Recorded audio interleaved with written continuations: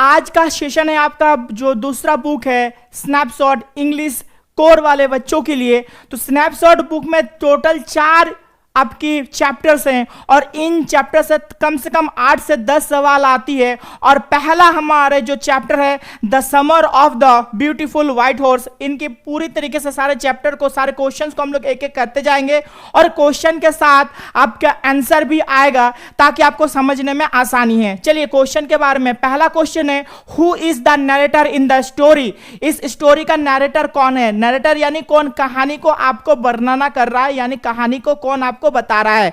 तो सही जवाब क्या होगा? Option B Aram, option B Aram. चलिए अगला सवाल, question number 2, Aram was awakened early in the morning by dash. Now Mourad, Mourad की आवाज, एराम और मुराद दो चचेरे भाई। एराम और याद रखिएगा ये मुराद और एराम ये दो कजन ब्रदर है। एराम और मुराद दो कौन है ना? एराम और मुराद दो चचेरे भाई हैं। एराम और मुराद ये दोनों ब्रदर्स हैं, ये कजन ब्रदर्स हैं, ये कजन्स ब्रदर, याद रखिएगा ये चचेरे भाई हैं एराम और मुराद। तो ऑप्शन आपका सी होगा सही जवाब। चलिए आगे की ओर हम लोग बढ़ते हैं। Question number 3, Mourad was sitting on a dash. Mourad किसके ऊपर बैठा था? जब मुराद एराम के घर के पास आया था तो मुराद किसके पास बैठा था ना? एक सफेद घोड़े के ऊपर, ये बैठा था। चलिए अगला सवाल, name the writer of this chapter. इस चैप्टर का राइटर का नाम क्या होगा ना? विलियम सरोयान इस चैप्टर का लेखक का नाम। अगला सवाल, what was not a quality of the Garoghlanian tribe. तो उसका सही जवाब होगा ना डिसऑनेस्टी। ना इन जो ये जो ट्राइब्स है कैरोगलेनियन, ठीक है, कैरोगलेनियन जो ट्राइब है, इस ट्राइब के लिए, ये ट्राइब किसके लिए फेमस है ना? ये ट्राइब है ऑनेस्टी के लिए, अपनी ईमानदारी के लिए, अपनी प्राइड के लिए और अपनी पॉवर्टी के लिए ये ट्राइब यानी कैरोगलेनियन फेमस है। मगर किस चीज के लिए फेमस नहीं है? तो ऑप्शन ए होगा यानी डिसऑनेस्टी के लिए। अगला सवाल, question number 6, the empty barn where the horse was hidden belong to. Barn का मतलब होता है कि खेत में जो घर होता है, खेत का जो घर जहां पर जानवर की जो चारा या फिर फसलों को रखा जाता है ना। बर्न क्या हो गया? खेत में जो घर में क्या रहता है? चारा, ठीक है, चारा रहता है, चारा साथ ही साथ फसल रहता है, चारा के साथ ही साथ फसल रहता है। तो सही जवाब क्या होगा ना? फेडवेजियन। चलिए अगला सवाल है सम एंड वेयर, ठीक है, option D, some dash and dash were stored in the barn. उस घर में ना, खेत में जो वो घर था, बर्न जिसको कहा जाता है, उस बर्न में क्या था? ओट्स एंड अल्फाल्फा था। चलिए अगला सवाल की ओर हम लोग मूव करते हैं। अगला सवाल है what time of the day was the horse taken out for a ride.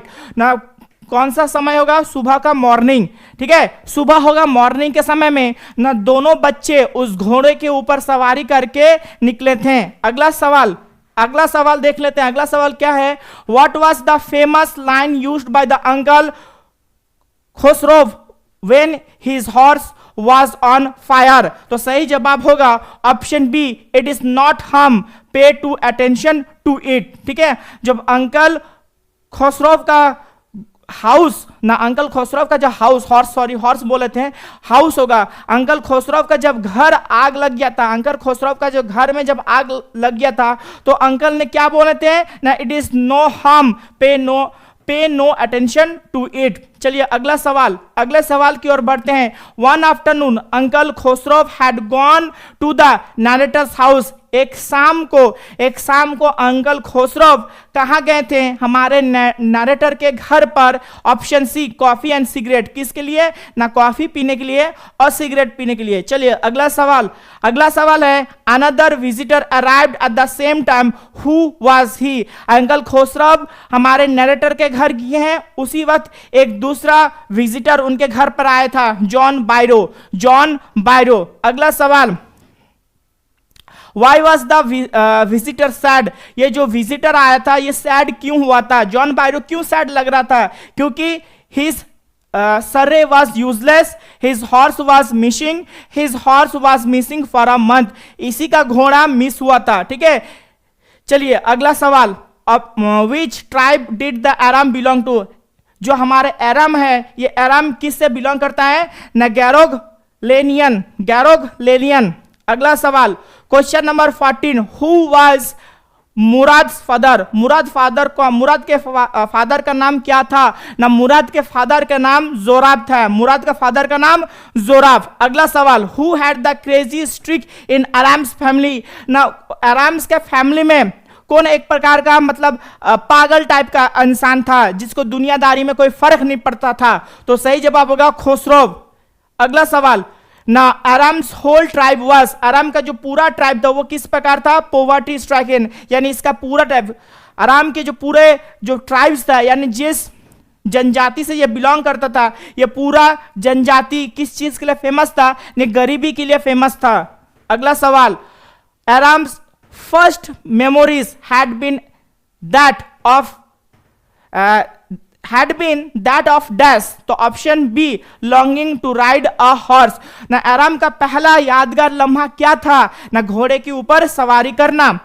अगला सवाल question number 18, from whom his family had Murad inherited the crazy streak, तो ऑप्शन डी अंकल खुसरो, जैसे अंकल खुसरो के में थोड़ा पागलपना था उसी प्रकार से मुराद के पास था, और ये मुराद पागलपना उसका कहां से आया था, ना अंकल खुसरो से। अगला सवाल, ना why according to the uncle Khosrove was it no harm to lose a horse, option A, ना it was a small thing compare to the loss of their homeland, तो अंकल खुसरो के हिसाब से क्यों घोड़े का गुम होना बड़ी चीज नहीं है, क्योंकि यह अपना जो मातृभूमि है यह मातृभूमि से इनको भगाया गया था, और मातृभूमि से बिछड़ना सबसे बड़ी बात है, जहां पर आपका घोड़े गुम होना ये बड़ी बात नहीं है। चलिए अगला सवाल, व्हाट डिड द आराम think of the horse when he saw it for the first time, ना आराम जब पहली बार उस घोड़े को देखा था तो आराम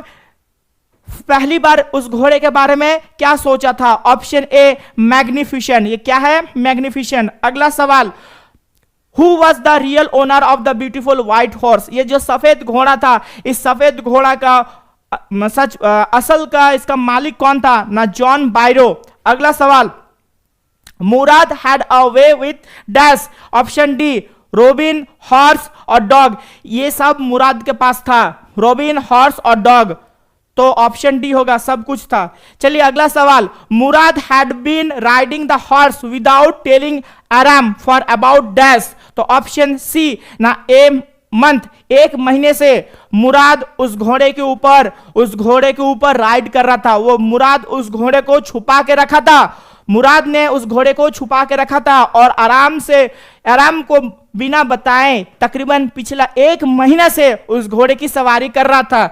चलिए अगला सवाल, ना who was the John Byro, John Byro कौन थे, ना जॉन बायरो एक फार्मर थे, जॉन बायरो कौन थे, ना एक फार्मर यानी कृषक।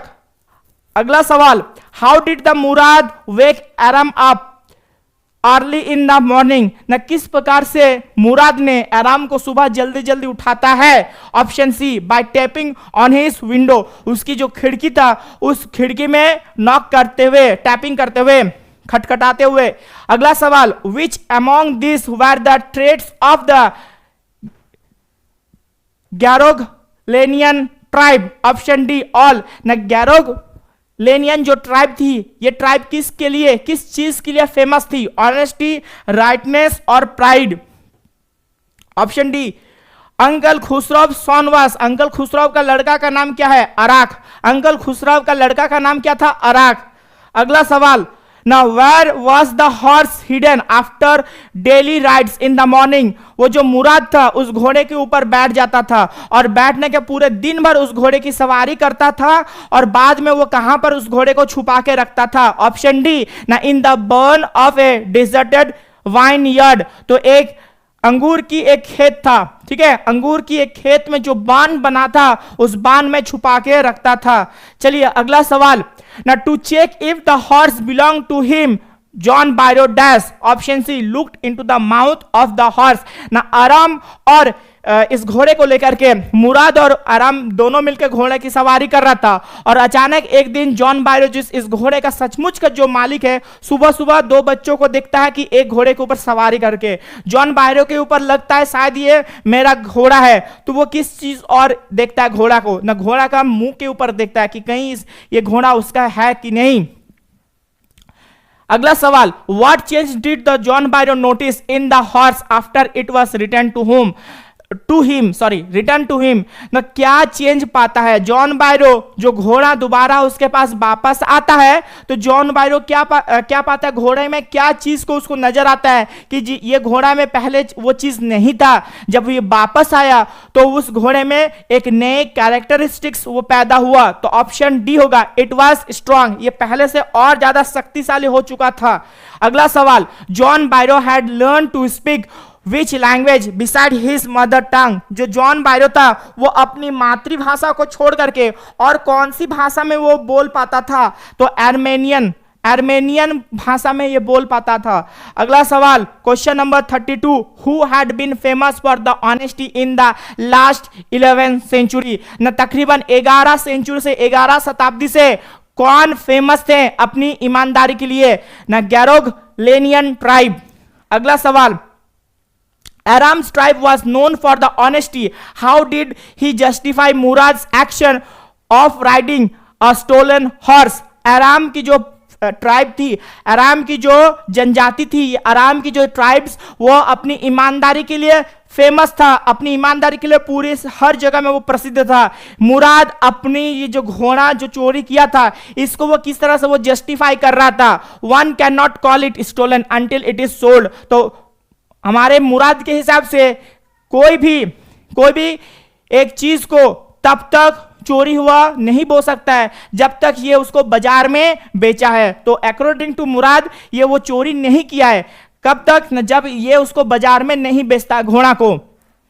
चलिए अगला सवाल, according to the Murad how long would Aram need to learn riding, तो ऑप्शन बी होगा ए ईयर, तो मुराद के हिसाब से आराम को कितने दिन लगेगा पूरे तरीके से घोड़सवारी को सीखने के लिए, 1 साल तक। अगला सवाल, ना what was the all right for a city dweller according to the John Byro, option C not to worry about a loss horse.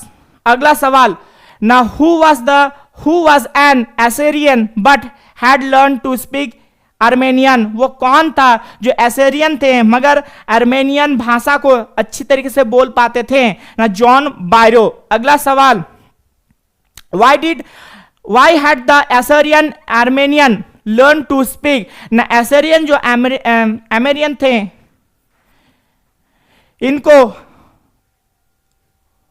इनको क्या सीखना पड़ा था, तो ऑप्शन बी होगा बिकॉज ऑफ द लोनलीनेस। चलिए अगला सवाल देखते हैं, what happened when the Aram kicked into the muscles of the horse, option D, ना it reared, it snorted and it began to run, यानी तमाम तीनों ऑप्शन सही होगा, ऑप्शन डी। अगला सवाल, question number 39, instead of the running down the road the horse ran to the vineyard of dash, तो ये वाइनयार्ड किसका था, ना डिक्रैन हेलाबियन। अगला सवाल, ना how many miles had John Byro travelled to get to Aram's house, तो ऑप्शन बी 10 माइल्स तक।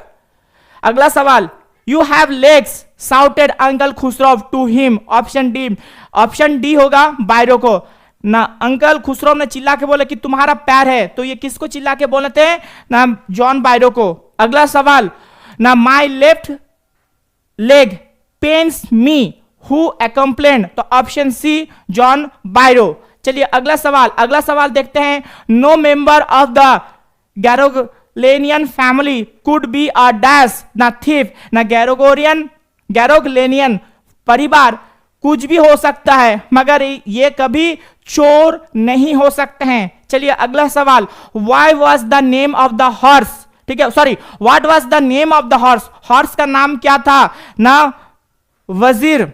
अगला सवाल ना, how long did it take for Murad to find the horse after Aram had fallen off it? Now option C, half an hour.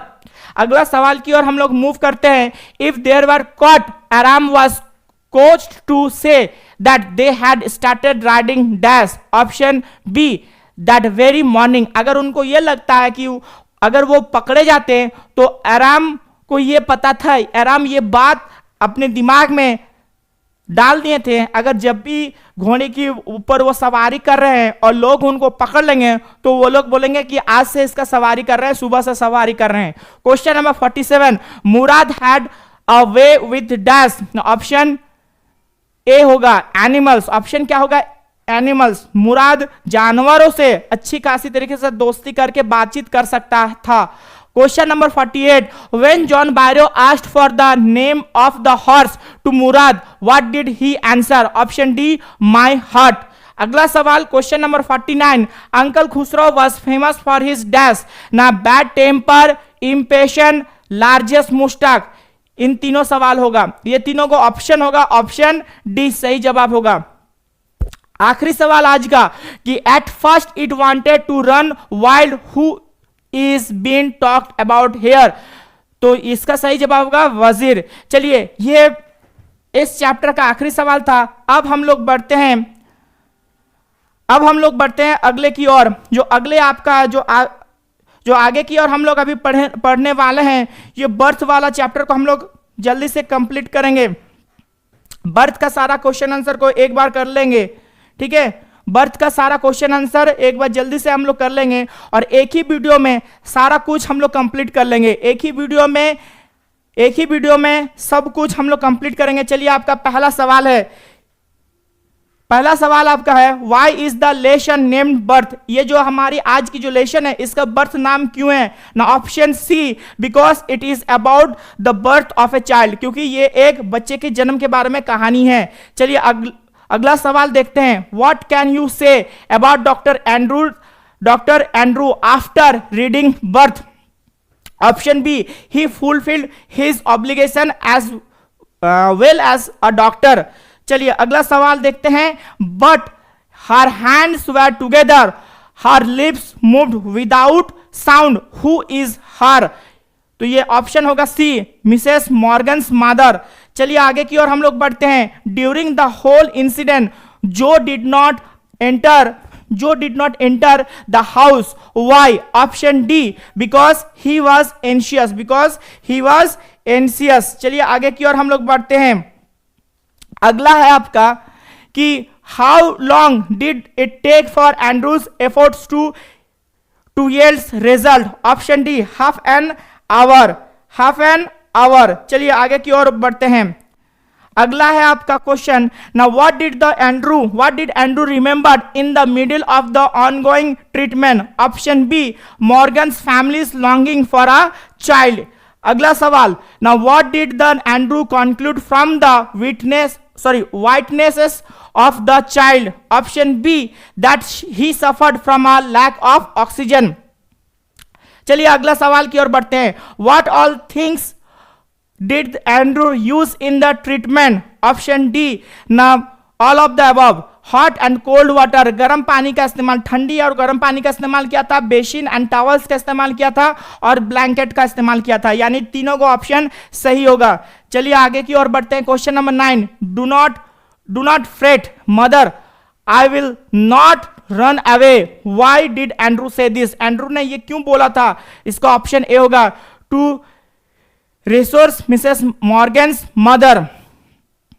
अगला सवाल, how did Andrew try to save the stillborn? ये जो बच्चा जन्म हो रहा था ये किस तरह से ये जो बच्चा जन्म हो रहा था ये किस तरह से डॉक्टर एंड्रू ने इसको सेव करने की कोशिश की है? Using a special method of the respiration, न बच्चों को श्वास देकर के एक अजीब एक नए पद्धति के द्वारा बच्चों को श्वास देकर के हवा देकर के बच्चों को बचाने की कोशिश की थी। और ये जो कहानी है, जो बर्थ है ना, ये एक डिलीवरी टाइम में किस तरह से एक क्रिटिकल पेशेंट हो जाते हैं और उस पेशेंट का बच्चों को बचाना बहुत ही मुश्किल हो जाता है। और डॉक्टर एंड्रू ने अपनी सोच समझ करके, अपनी सोच की विस्तार करके, अपनी बुद्धि का, अपना जो किताबी ज्ञान को और प्रेजेंट टाइम मोमेंट के जो उपस्थिति होती है उसका इस्तेमाल करके एक गर्भवती महिला का डिलीवरी करवाए थे। अगला सवाल, the new born child was dash, जो नया जो बच्चा था वो था लाइफलेस, उसमें कोई जान ही नहीं था, बेजान पड़ गया था वह बच्चा। अगला सवाल देखते हैं ना। On night doctor Andrew found John Morgan waiting at his dash ना। ऑप्शन ए होम ना। डॉक्टर जो मॉर्गन एक आदमी, इसकी वाइफ, ठीक है, इसकी वाइफ प्रेग्नेंट थी और ये प्रसव पीड़ा से जूझ रही थी। जॉन मॉर्गन की जो पत्नी थी वो प्रसव पीड़ा से वो जूझ रही थी, और जब उसका जो प्रसव क्रिया यानी प्रसव पीड़ा जब उसका शुरुआत हुआ था जो मॉर्गन की, तब ये दौड़ करके कहां पर आया था? डॉक्टर एंड्रू के घर के पास। चलिए अगला सवाल, Mrs Morgan's mother wanted the doctor not to administer. Option A ना क्लोरोफॉर्म। मिसेस मॉर्गन, ये जो मॉर्गन थी ना, जो मॉर्गन, देखिए यहां पर जो मॉर्गन थे, जो मॉर्गन की जो पत्नी की जो मां थी, ये क्या नहीं चाहती थी कि डॉक्टर किस चीज का इस्तेमाल करें जब बच्चा का जन्म होने वाला है, तो क्लोरोफॉर्म, ठीक है। अगला सवाल, the child's mother was in dash condition. Option A grave condition. बच्ची की जो मां का हालात बहुत ही खस्ता हो चुकी है, बहुत ही खराब हो चुकी थी। अगला सवाल, question number 15, the doctor decide to save the dash first. Doctor क्या डिसाइड किए कि किसको पहले बचाना था? डॉक्टर एंड्रू पहले क्या सोचे थे किसको बचाना है? एक क्रिटिकल अवस्था जहां पर मां और बच्चा दोनों में से किसी एक को बचाना होगा पहले, तो डॉक्टर एंड्रू ने सोचे कि पहले मदर को बचाते हैं, बाद के समय में देखा जाएगा कि किस बच्चों के ऊपर। अगला सवाल, question number 16, the doctor gives the dash to the mother. Option A an injection. Doctor ने वो जो औरत थी यानी मिसेस मॉर्गन को एक सुई लगाई। The doctor dips the child in cold water and hot water to receive its dash. Now option A hurt. वो बच्चा, मिसेस मॉर्गन एक बच्चे को जन्म दी, मगर वो बच्चे में कोई हिल डोल नहीं हो रहा था, वो बच्चा एकदम बेजान था। तो डॉक्टर ने क्या किए ना, डॉक्टर उस बच्चे को पहले उसको ठंडे पानी में डुबाएं, फिर उस बच्चे को गर्म पानी में डुबाएं ताकि उसका दिल काम कर सके। द डॉक्टर रब the child with the dash न टावल। न डॉक्टर ने उस बच्चे को उठा करके उसको छाती को कपड़े से, टॉवल से उसको रब करने लगे, घिसने लगे। The babies skin turn into which colour. जो बेबी का जो स्किन था वो किस रंग में तब्दील हो गया? पिंकिश कलर का, ठीक है। व्हाइट से पिंकिश कलर यानी पिंक और प्लस व्हाइटिश कलर उसका आ गया था। चलिए आगे की ओर हम लोग बढ़ते हैं। What was the name of the doctor. Doctor का नाम क्या था ना? Andrew Manson. डॉक्टर का नाम क्या था? Andrew Manson. चलिए आगे की ओर हम लोग बढ़ते हैं। What was the name of the Joe Morgan's wife. Joe Morgan का वाइफ का नाम क्या था ना? Susan Morgan. चलिए आगे की ओर हम लोग बढ़ते हैं। Dash was Andrew's beloved. Option C Christian. ये क्रिश्चियन के साथ डॉक्टर हमारे एंड्रू है ना, इनका झगड़ा हो गया था, इन दोनों लवर के बीच में, ठीक है, इन दोनों कपल के बीच में झगड़ा हुआ था। और उसी झगड़े वाले रात में हमारे मॉर्गन साहब आते हैं उनके घर में कि मेरी बीवी प्रसव क्रिया से करा रही है, आइए मेरे पत्नी को डिलीवरी करवाइए। चलिए आगे की ओर हम लोग बढ़ते हैं। Question number 23, what was doctor Andrews, sorry यहाँ पर एंड्रूज का जो प्रोफेशन, जो एंड्रू बोलकर के जो आदमी था इसका पेशा क्या था? तो हम सभी को पता है कि डॉक्टर, बार बार हम डॉक्टर बने तो इसका पेशा क्या होगा? डॉक्टर। अगला सवाल, what made doctor mention horrified at the birth of the child. Option be the child was lifeless. जब ये डिलीवरी करवा रहे थे, ये बच्ची की जो पैदा करवा रहे थे, किस बात को लेकर हमारे डॉक्टर साहब, ठीक है, चौंक गए थे? तो वो बच्चा बेसुध पड़ा था, बच्चे में कोई जान ही नहीं है।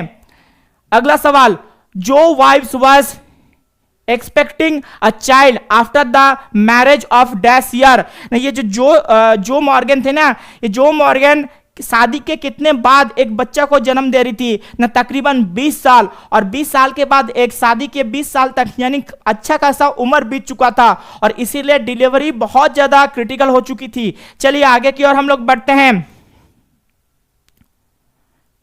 ठीक है, मिसेस मॉर्गन।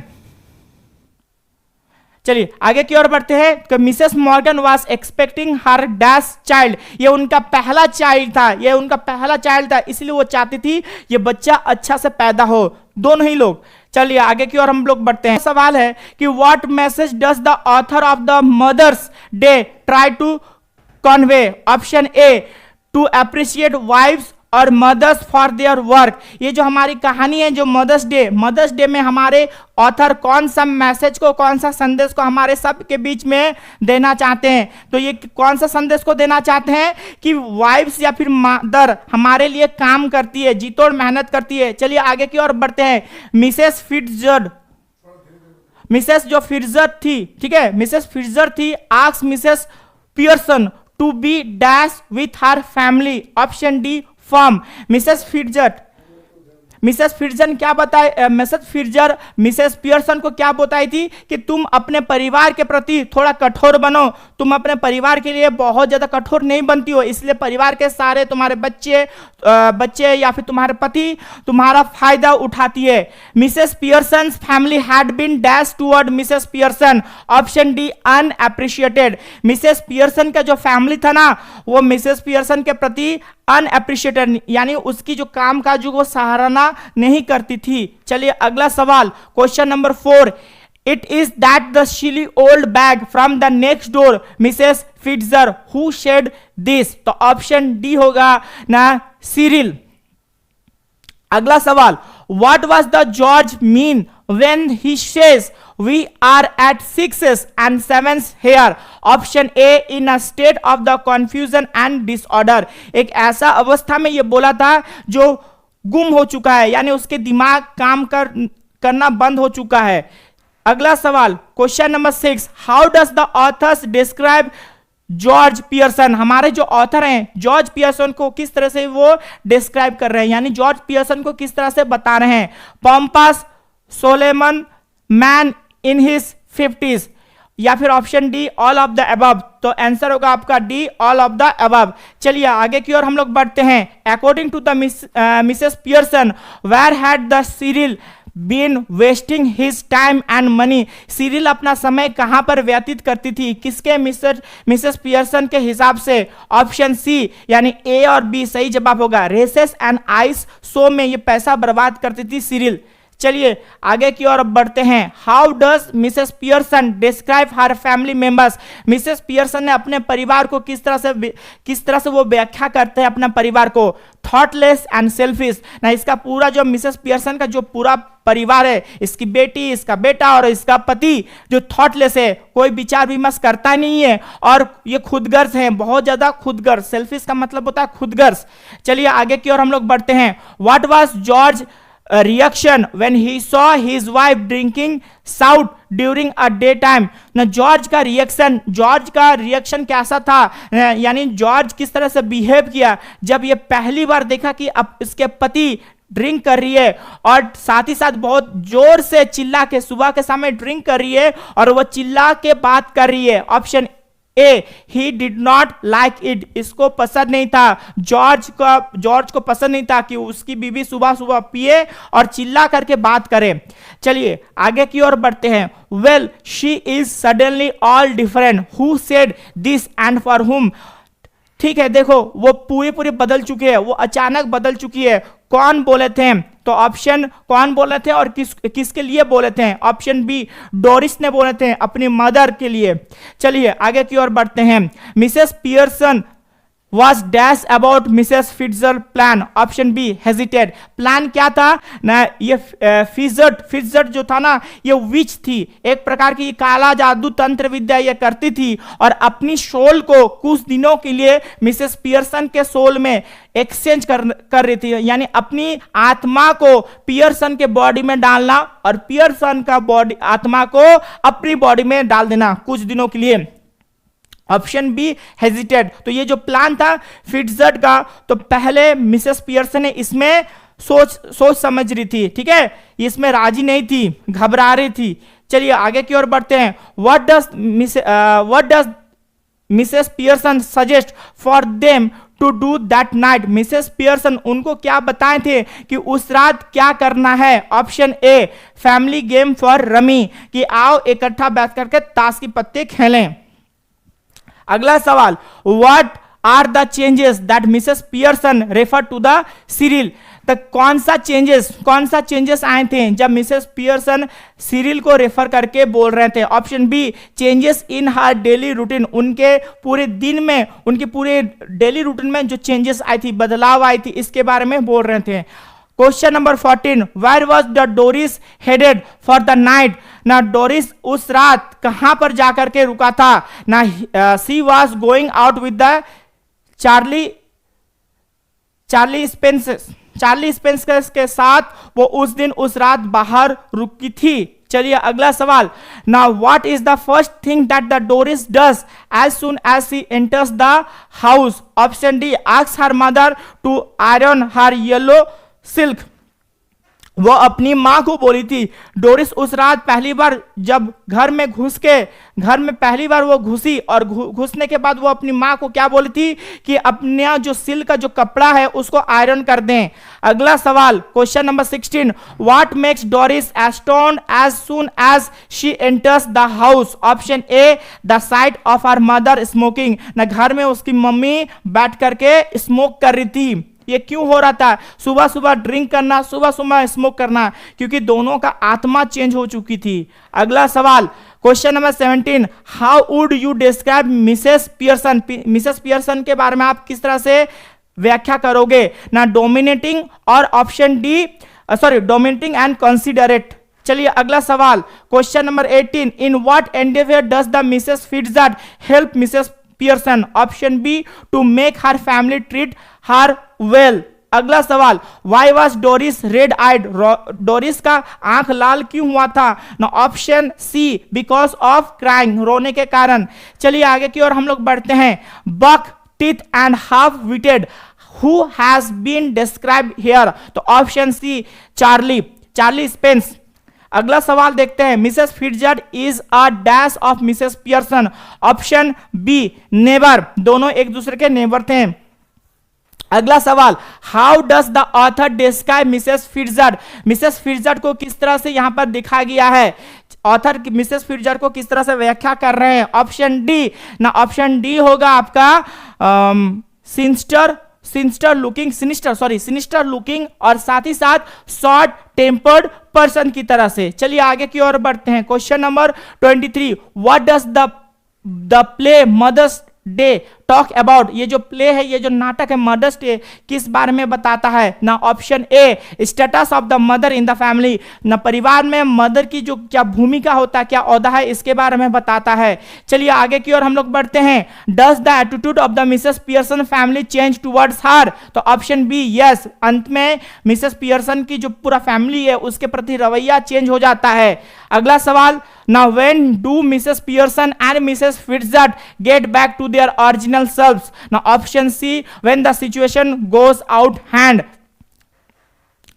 चलिए अगला सवाल, Mrs Pearson tells the George that he is being dash at the club. तो सही जवाब क्या होगा? ना सही जवाब आपका ऑप्शन बी लेफ्ट, सही जवाब होगा ऑप्शन बी आपका, ठीक है ना। सही जवाब आपका होगा ऑप्शन बी, यानी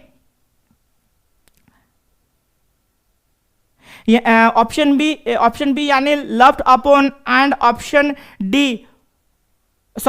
सी कॉल्ड नेम्स, यानी दोनों ऑप्शन सही होगा, both B and both C. चलिए आगे की ओर हम लोग बढ़ते हैं।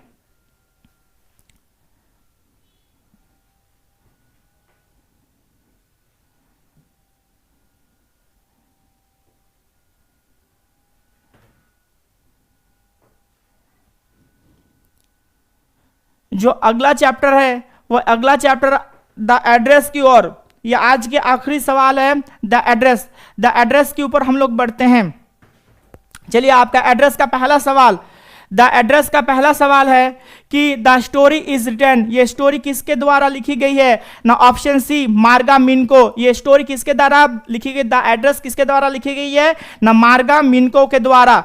अगला सवाल, what is the story about, ये स्टोरी किसके बारे में था ना option B a daughter in search of our mother's belonging, एक लड़की जो अपनी मां की सामानों को ढूंढ रही है। अगला सवाल, ना do you still know me who asked this question to him, क्या तुम मुझे जानती हो, क्या तुम मुझे अभी पहचानती हो।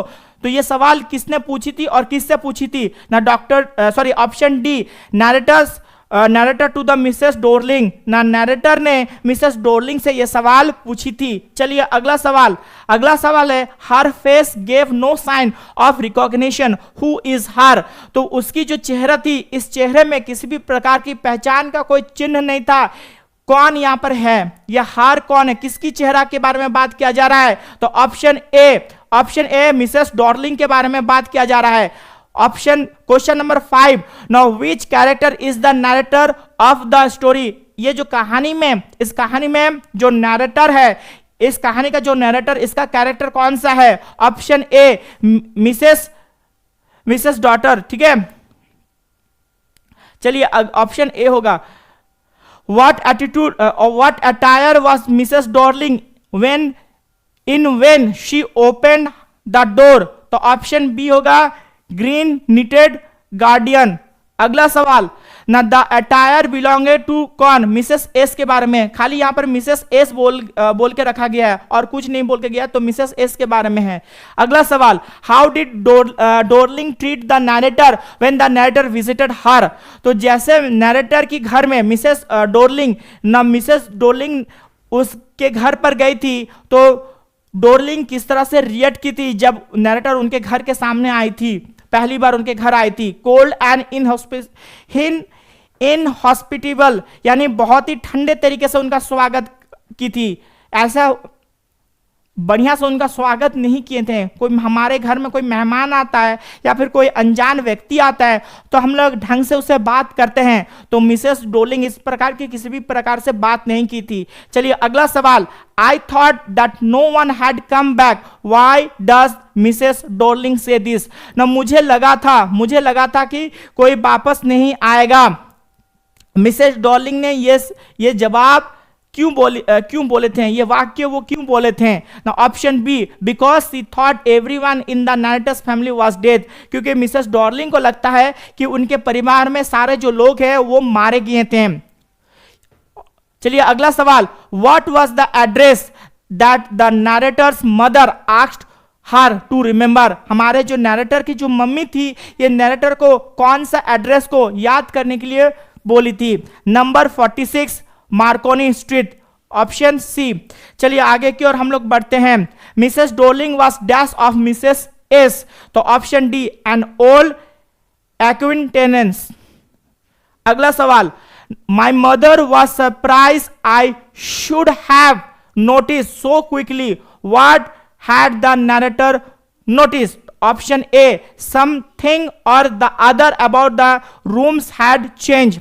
अगला सवाल करते हैं, question number 13, what had Mrs Darling suggest to Mrs S, तो ऑप्शन डी होगा ना she suggested that she wanted to save her all nice thing, Mrs Dorling ने बताई थी कि आप सारे आपके जितने भी जरूरी चीजें आप जो छोड़ के जा रहे हो मैं इसको सुरक्षित रखूंगी। अगला सवाल, Mrs. Dorling took the possession of the things on the pretense of dash, option A keeping them safe। Mrs. Dorling जब मिसेस एस उस घर को छोड़ करके जा रही थी तो मिसेस डॉर्लिंग ने उस घर के तमाम सारी चीज को अपने कब्जे में ली, क्या बोल कर ली थी ना, इन सारे सामानों को मैं सुरक्षित रखूंगी।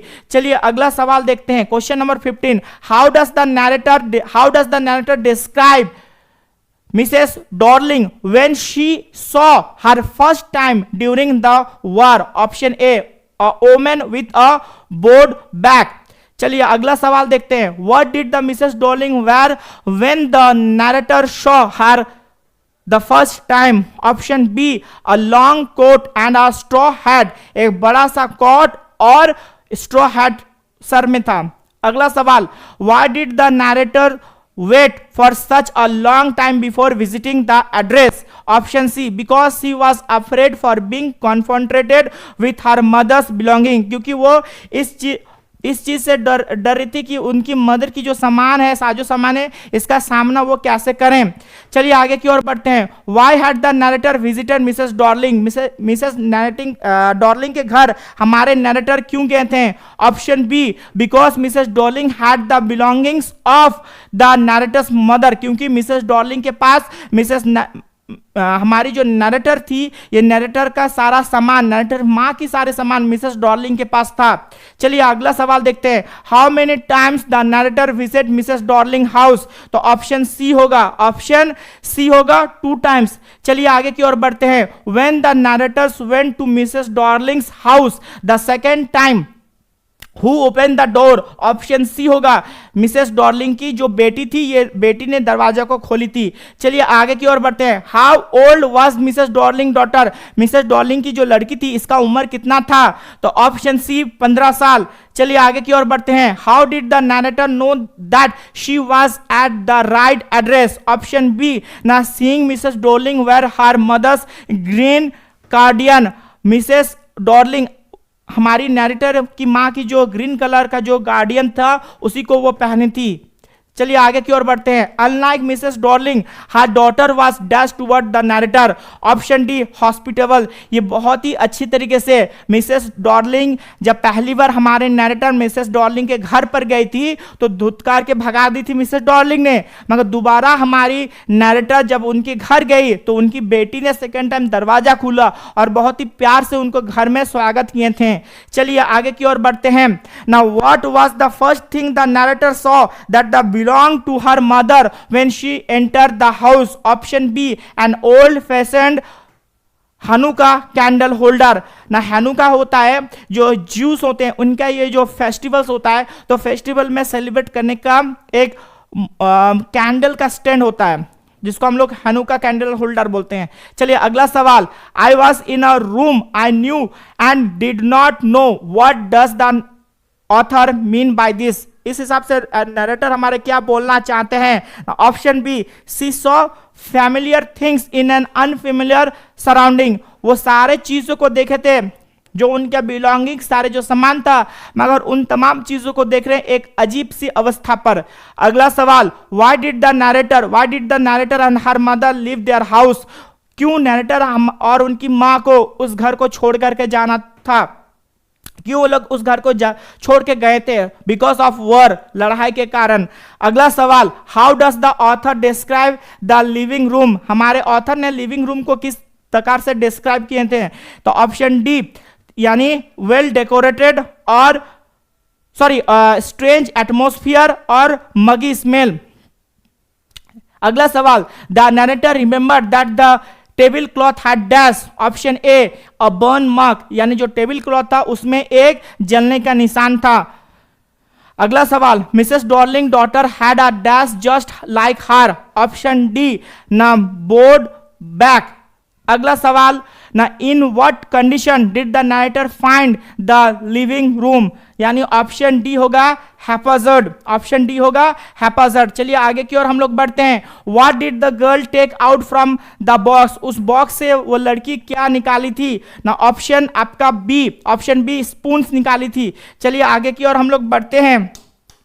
अगला सवाल है। What was the silver that the narrator once asked to clean her mother was? Option C होगा ना कटलरी। तो सिल्वर का क्या चीज था जिसको हमारे नरेटर ने अपनी मां को बोली थी कि साफ कर दो? अगला सवाल। Now which things were of the silver that the narrator did not know as a girl? Option B, cutlery.